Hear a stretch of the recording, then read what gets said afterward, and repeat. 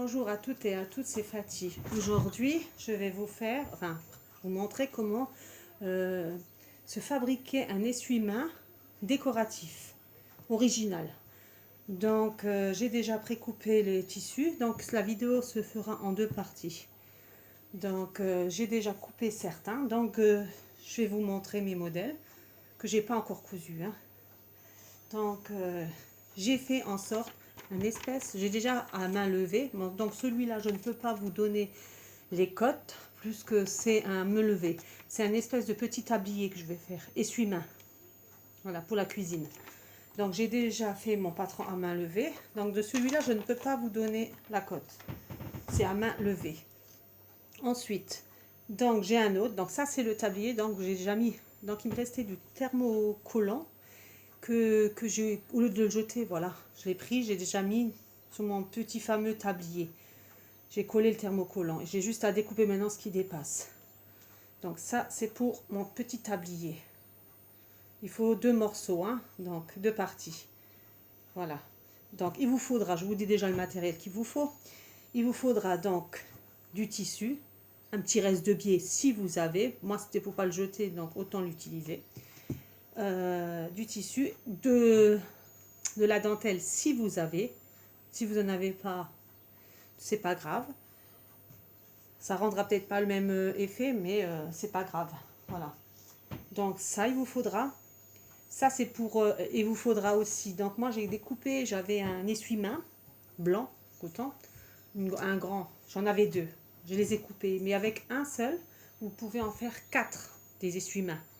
Bon, moi, je vais faire 2 modèles.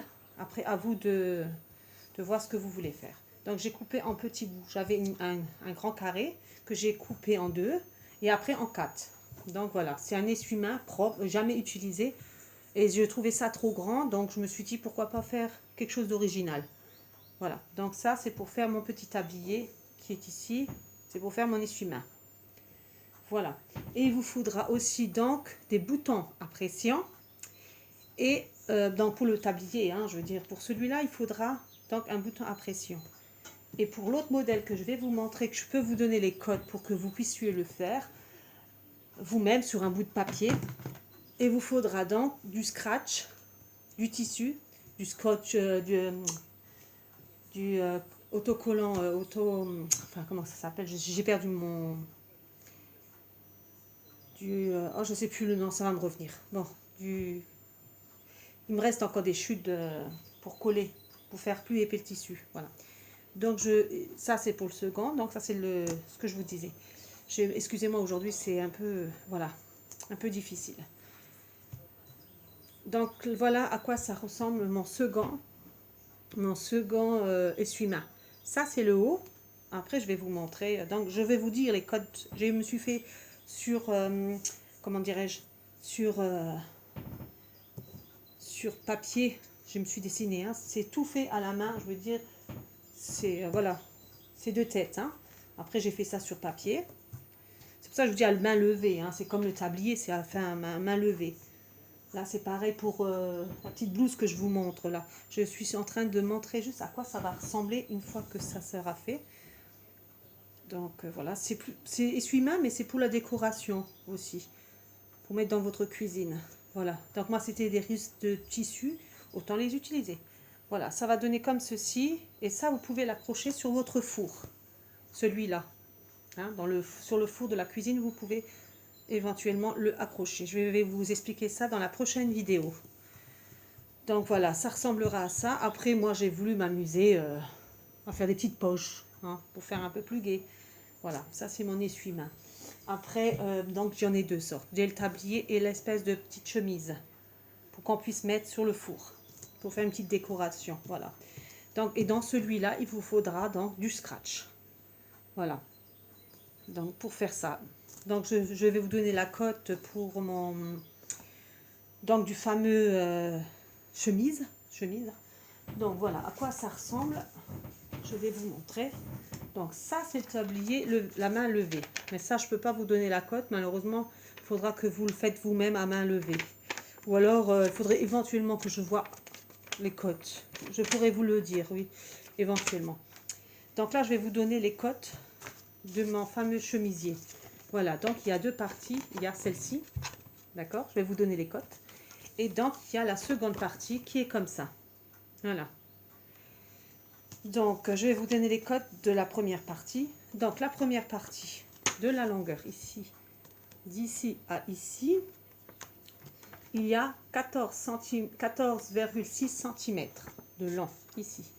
Ensuite, pour la longueur ici, pour faire ici, il vous faut, alors c'est 11,6 cm d'ici à ici. D'accord?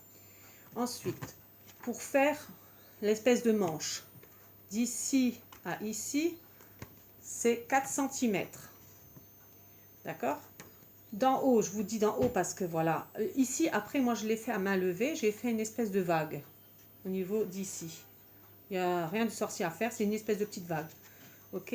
Maintenant, d'ici à ici, il y a 5,7 cm d'ici à ici. D'accord? Et de la longueur d'ici à ici pour faire le V, parce que le V c'est aussi fait à la main, hein, à main levée, j'ai calculé quand même. Donc d'ici à ici, il y a 9,5 cm d'ici à ici. Pour faire l'encolure V, alors c'est 4 cm d'ici à ici, c'est 4 cm d'ici à ici. De chaque côté, c'est 4 cm. Et les longueurs d'ici à ici, à ici, à ici, c'est la même aussi. Donc voilà, je vous ai tout dit pour le premier patron. Comment que j'ai fabriqué. Après, il faut vous tracer avec une règle. Hein. Voilà, je me suis aidée avec une règle pour faire mes tracés. Donc pour la seconde partie de mon chemisier, voilà, comme ceci. D'accord? Alors, c'est le même cote, tout à fait les mêmes cotes que l'autre chemise. La seule différence, donc c'est les mêmes cotes, la seule différence, c'est que ici, au niveau des manches, ici, j'ai rajouté 2 cm. 2 cm de long. Au niveau, alors vous faites 2 cm ici, au niveau de l'arrondi, hein, donc de l'espèce de vague, comme je vous ai dit. Ici à ici, il y a 2 cm. Au niveau du V que j'ai fait là, il y a aussi 2 cm et vous tracez. Donc voilà. Et vous faites la même chose de l'autre côté. Je vais vous expliquer pourquoi et le comment. Ça en fait, ici, une fois qu'on va coudre, ça sera un scratch, comme ça. Pour scratcher de chaque côté quand vous allez le mettre sur votre four. Comme ceci. Il y aura des bouts de scratch. Voilà, mais ça sera pour la prochaine vidéo. Donc, voilà. Donc, le reste de la vidéo, ça sera pour demain.